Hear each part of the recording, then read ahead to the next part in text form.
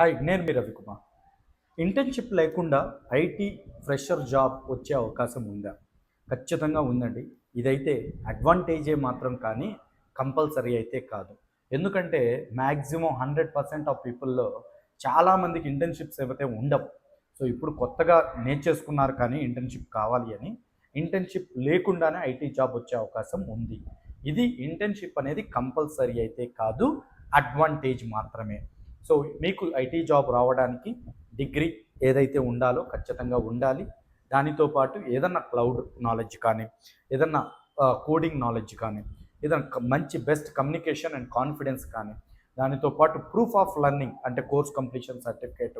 Okay. లేదు మీరు in specific స్ట్రీమ్‌లో ఈ ప్రాజెక్ట్ చేశాం, మినీ ప్రాజెక్ట్ చేశాం, మేజర్ ప్రాజెక్ట్ చేశాం అని చెప్పడం. లేదా ఏదైనా certifications for example cyber security తీసుకుంటే ఎంట్రీ లెవెల్ సర్టిఫికేషన్స్ చేయడం, కంపేర్ టీఏ ప్లస్ ఇట్లాంటివి. సో, ఇలాంటి కోర్సెస్, ఇలాంటి సర్టిఫికేషన్స్ చేయడం వల్ల మీకు బెనిఫిట్ ఉంటదే కానీ, ఇంటర్న్‌షిప్ వల్ల ఏం పెద్దగా మీకు వచ్చే బెనిఫిట్ అయితే ఉండదు. బట్ ఉంటే వెరీ గుడ్ అడ్వాంటేజ్ మాత్రమే. Thank you.